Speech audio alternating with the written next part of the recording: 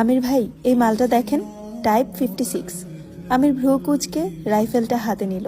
ওটার ওজন আর ফিনিশিং দেখে অবিকল AK-47 মনে হলো।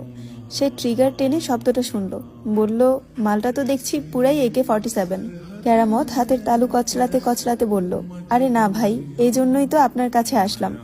এটাই ভাই চীনারা বানাইছে, হুবহু সোভিয়েত AK-47-এর মতো দেখতে কন, আর পারফরম্যান্স কন একদম এক, কিন্তু কারিশমা হইল অন্য জায়গায়। দামে এটা অরিজিনাল মালের থেকে অনেক সস্তা। আমির রাইফেলের ব্যারেলের দিকে তাকিয়ে বলল, কোয়ালিটি ড্রপ করবে না তো? ফায়ারের সময় হাত থেকে উড়ে গেলে তো খবর আছে।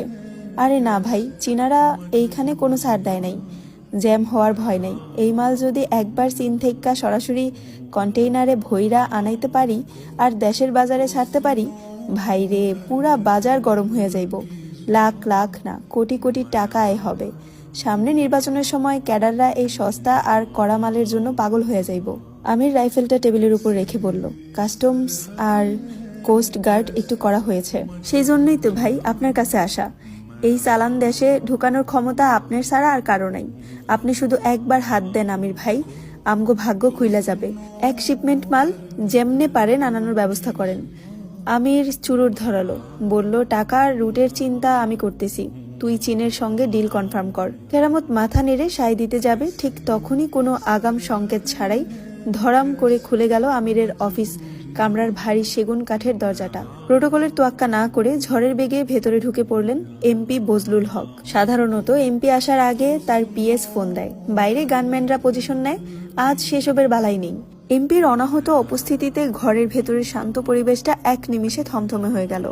আমির ইশারা করলে কেরামত টেবিল থেকে তার ফাইলটা তুলে মাথা নিচু করে দ্রুত পায়ে ঘর থেকে বেরিয়ে গেল।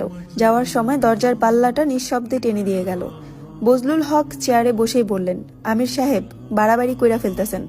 কাস্টমারের ডিআইজি আমারে ফোন দিছিল, চিংড়ি চালানের ভেতরে মেয়ে মানুষের পাচারের রিস্ক আমি আর নিতে পারুম না।